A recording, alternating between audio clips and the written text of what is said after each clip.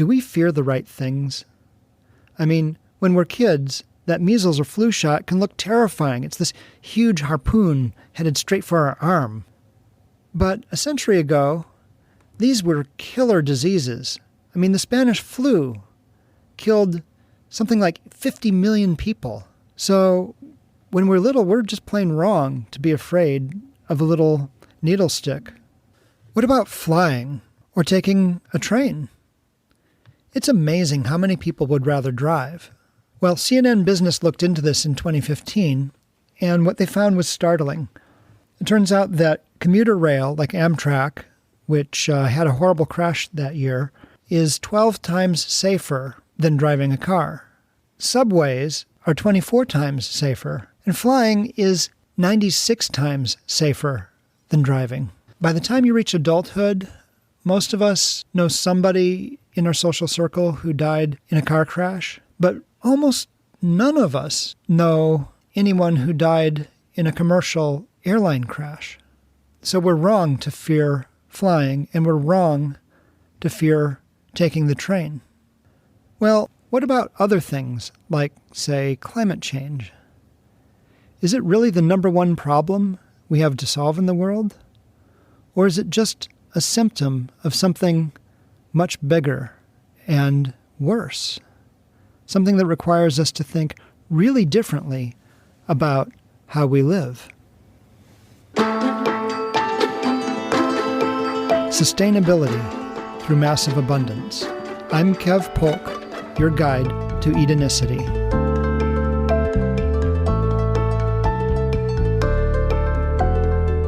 Welcome to episode 2, where I discuss the Edenicity of mass extinctions.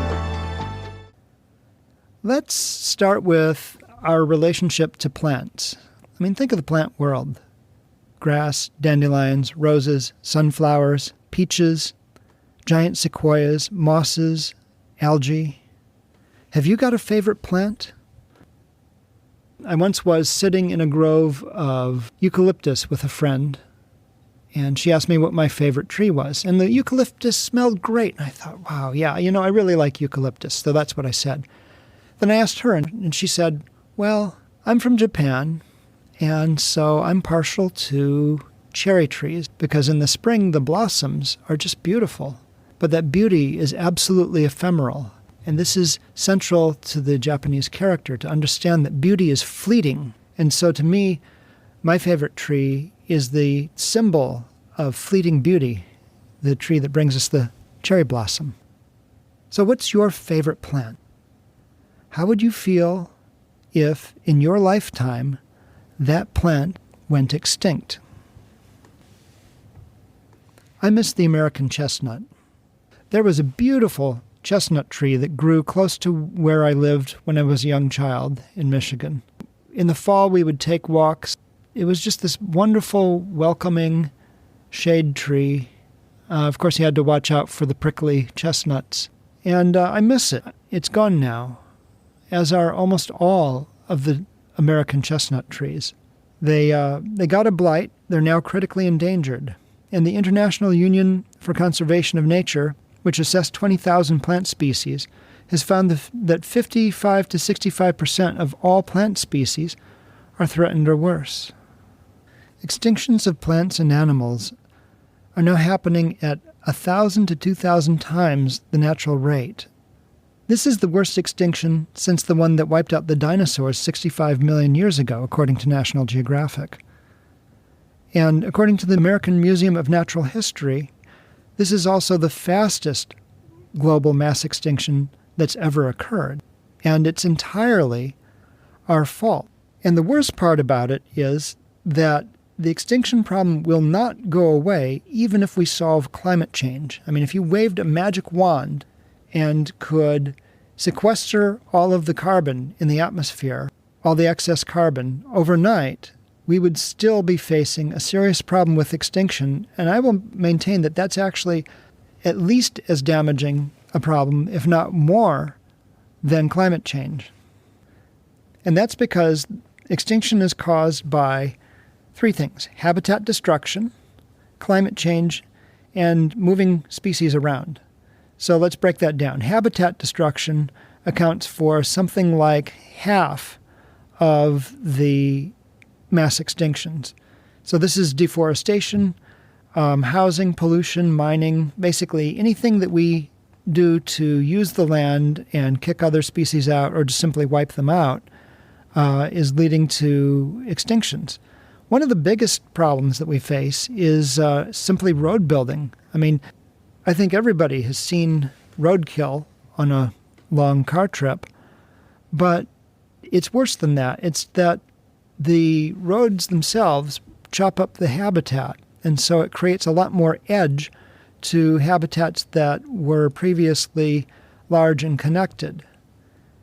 And so this leads to problems with trees that are large climax species, meaning that these are trees that you find in a very mature forest with many previous generations of trees that have prepared the soils for the larger trees. And what happens is as you chop up their habitats, you end up with more and more of these climax species near the edge of a forest, and that's not really their niche. And so what happens is all of the different tree diseases start to manifest, and the trees with the largest canopy tend to get sick first. Something that Bill Mollison, one of the co-founders of permaculture, noticed many years ago. There's been a lot of focus on things like the emerald ash borer and other tree diseases. But understand that even though in some cases these are introduced species, they're just basically doing their job in the ecology. And they are dealing with stressed trees, and their job is to take out the stressed tree. And so the tree is stressed because its habitat has been chopped up. And that's one of the things that's going on with American chestnuts and other big trees.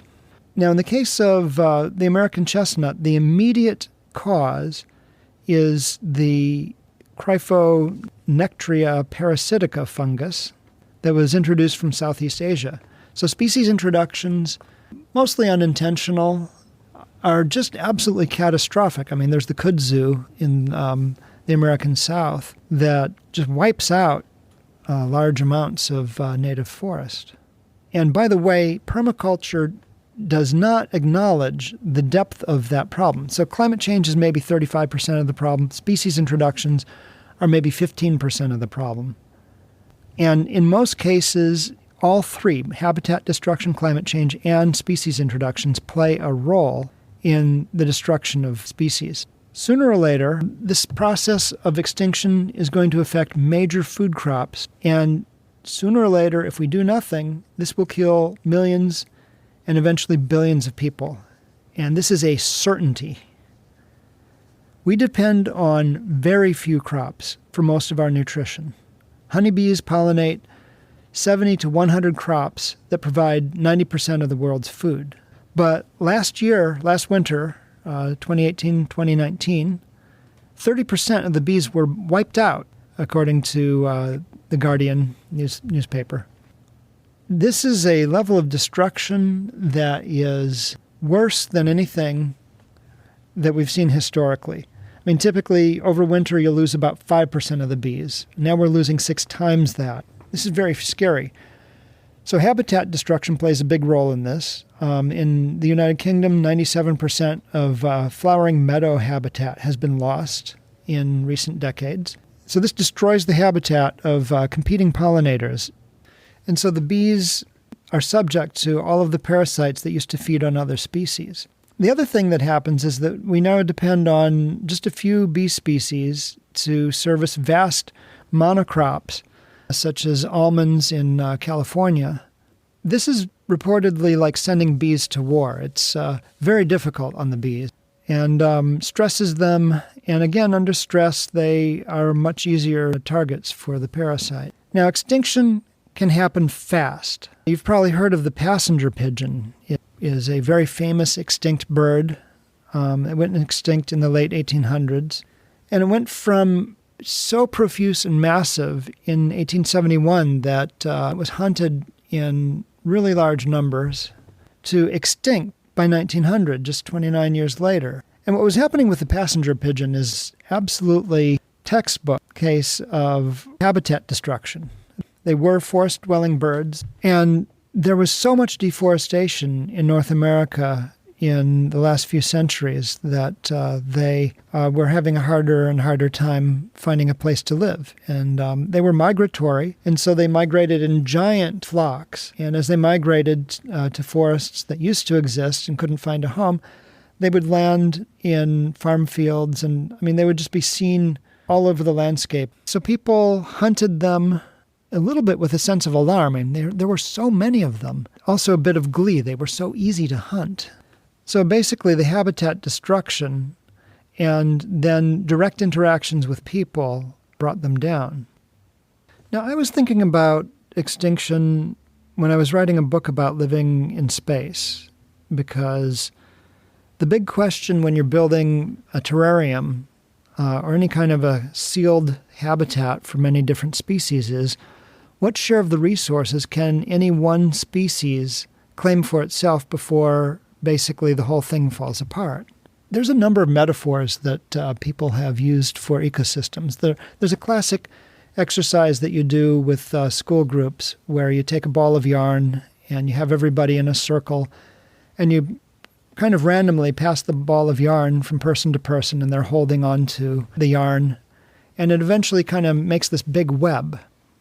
And what happens is somebody comes along with a pair of scissors. By cutting individual strands here and there, they show that you can lose about 40% of the level of the connections before the whole thing really starts to fall apart. And that shows the strength of an ecological web compared to just having two groups of students holding just a single string, and when you cut it, all connection is lost. And so it's a way of showing that interconnectedness can give you a more robust system. And the question is, how many species does it take, and how much sharing of the resources can any one species claim for itself before it's just too much? Now, admittedly, I was driven by a misunderstanding of the permaculture ethic of fair share. The idea of fair share in permaculture is very specific. In fact, the fair share ethic didn't even used to be called that. It used to be just the ethic of setting limits to population and consumption so that by governing our own needs, we can set resources aside to further the other principles, namely earth care and people care. I misunderstood it as staying within some sort of a limited fair share of the resources that each species could claim, and it's really not what that ethic's about. But in my searches, I came across an article by Howard T. Odom in the American Biology Teacher way back in 1963. Now, he was writing as part of a conference on living in space that was put on by NASA, the National Aeronautics and Space Administration. And he made a very interesting point. He talked about net primary productivity. Net primary productivity measures the total energy budget that life has to work with. And so it's a accounting of the total amount of ATP, adenosine triphosphate, that's made available to life by plant photosynthesis. And that's our energy budget. That's what we have to work with. And in Odom's view, when you're creating a large, complex terrarium, you need to be sure that no one species is using more than 0.2 to 2% of the net primary productivity. And he said, across a whole wide range of scales, you will notice that ecosystems start to unravel when any one species consumes more than that. Now, I think there's a few caveats. One is that in the ocean, tuna ends up appropriating some 40%, but that's because it's sitting at the top of a food chain, and there's plenty of other animals that are consuming that primary productivity before it ever gets to the tuna. So it all does end up in tuna, or about 40% of it does. Actually, I think it was higher than that, 70%. Anyway, what we're talking about here is if a species excludes others from being able to use it at all. Back in 1992, Al Gore cited a study in his book Earth in the Balance. The original study had appeared in the journal Bioscience in June of 1986. But basically, what Al Gore had come up with was that at the time of writing, humans were consuming some 40% of the net primary productivity way back in 1992. Now, with the industrial world expanding and populations increasing, we're using even more natural resources and even more land. Worldwide, according to a GSA article back in 2012, we have cleared 51% of the land area of the Earth for human use. And again, that's way, way, way beyond the 0.2 to 2% that you can get away with before things really start to unravel. So, okay, let's take that number. Let's take Al Gore's number. Let's make this as easy for us as possible and estimate our fair share. We are using 40%. We need to use 2%. 40% divided by 2% is 20. So that means we are using 20 times too much land and too many resources. And so we need to shrink our land use and resource use by 95%. Does that figure seem extreme to you? It should. It's much more extreme than what pretty much anyone else is saying on this topic. If you have Googled ecological footprint and gone to one of the many calculators online and answered the questions, you probably got a result that was not as extreme as what I have to say by like a factor of 5. So basically what it comes out to is it says, look, if everybody lived the way you do, we would need 5 planet Earths. And what I'm saying is, no, we need more like 20 planet Earths to live the way most of us live. So the question is, why is my result so different from the ecological footprint? Well, they're measuring different things.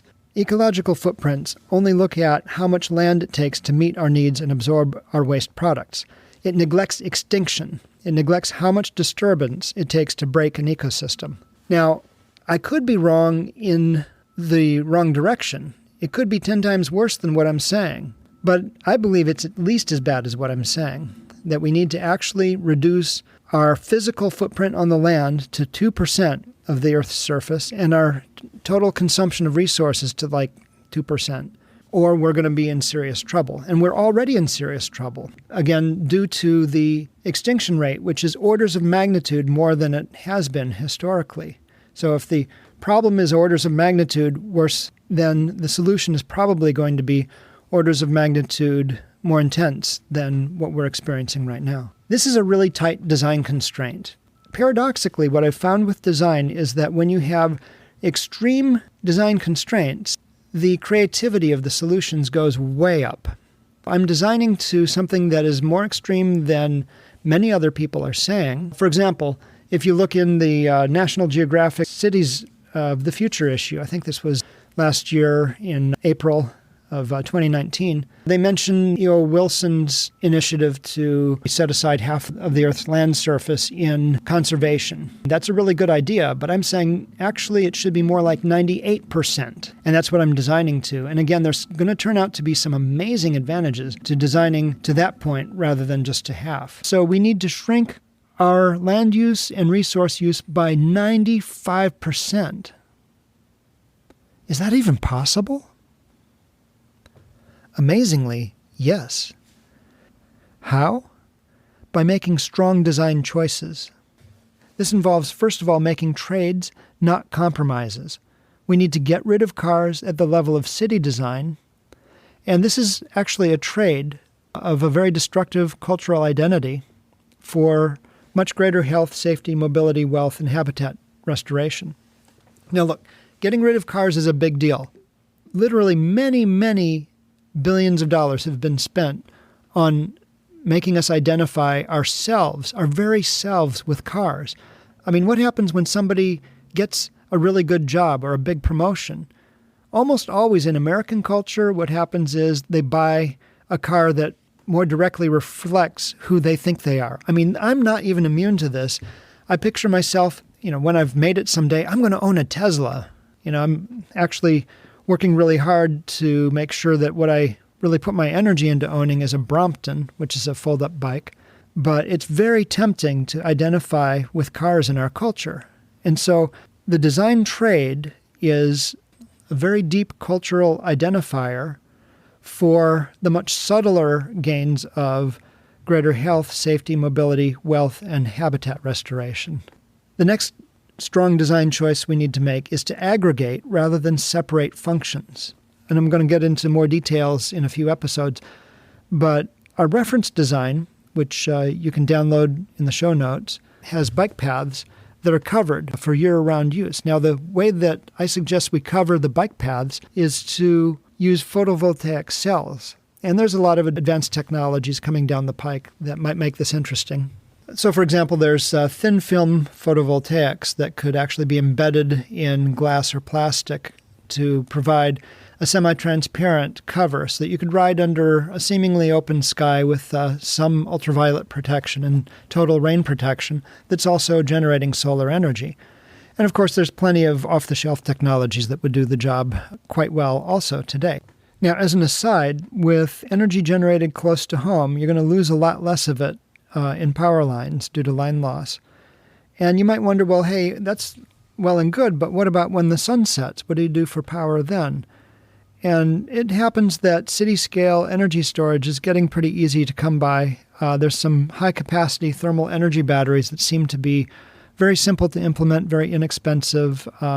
See the Popular Mechanics April 10th, 2019 issue for details on that. So basically, by bringing functions together, by making covered bike paths that are also your energy generation and also provide health benefits, you're bringing many functions together in one design. And this is part of the power of Edenistic design. The next strong design choice you want to make is to ride the right trends.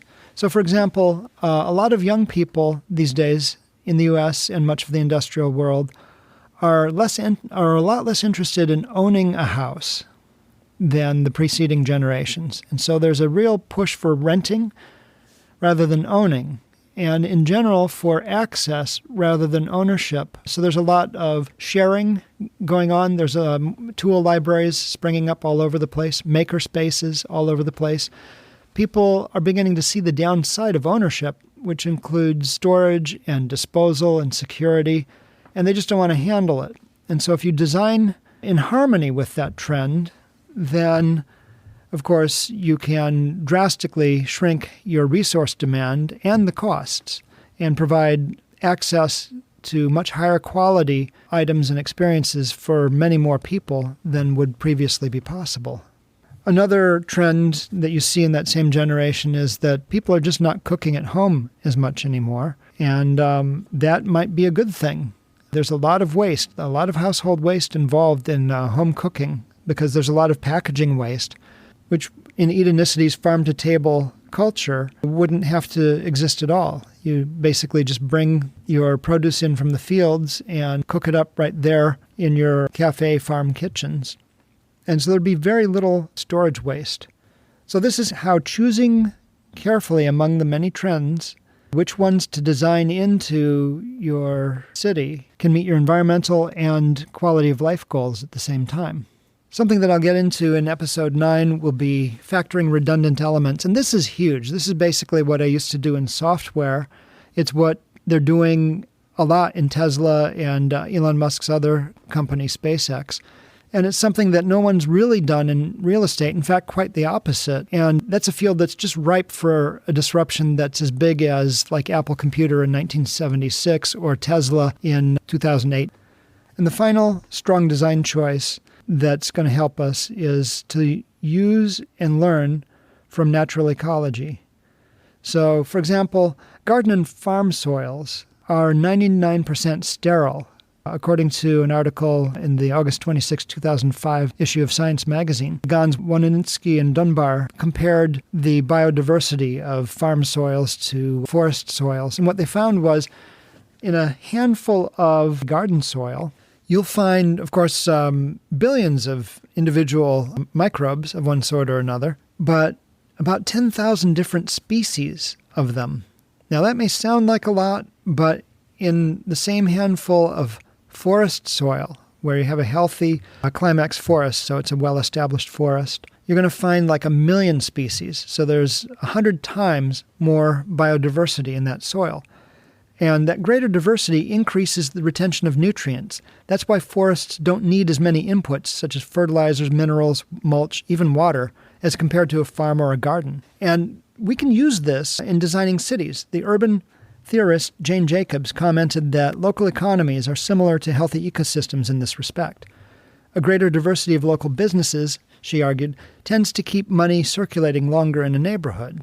So by bringing our food production system much, much closer to home, we've activated that cycling of economic resources on a much smaller scale, and that's ecologically efficient. And Jacobs and I would argue it's also economically much more efficient as well. So we'll talk a lot more about design and design choices in Episode 5. To sum up from today, climate change is scary, but the global mass extinction should scare us a lot more. The challenge is probably much worse than most experts say. We have to reduce our land and resource use by 95% or more. This requires strong design choices, and Edenicity meets this criterion. It can shrink our land use to less than 2%, even in a world of 10 billion people or more, and it will make us richer. Imagine waking to birdsong rather than traffic noises, eating pesticide-free produce picked fresh same day, clean air as fresh as a forest, clean water as crisp as a spring, and having all this with the social richness of a city, where there's always so many things happening: concerts, art exhibits, cultural events of every description, an endless variety of dining possibilities, universities, institutes, daily chance encounters that lead to innovation, entrepreneurship, all made possible because your city was designed along sound ecological principles. Can you sense the health advantages? We'll talk a lot more about that in Episode 4. Can you sense the huge wealth advantage to this way of life? That's going to be our topic for Episode 6. I'm Kev Polk, and this has been Edenicity. If you enjoyed Episode 2, please be sure to subscribe so you don't miss an episode and rate it on iTunes or Google Play. To get a copy of a reference design, visit edenicity.com and click the news link. And please join me next week when I'll introduce you to some actual Edenicity city projects.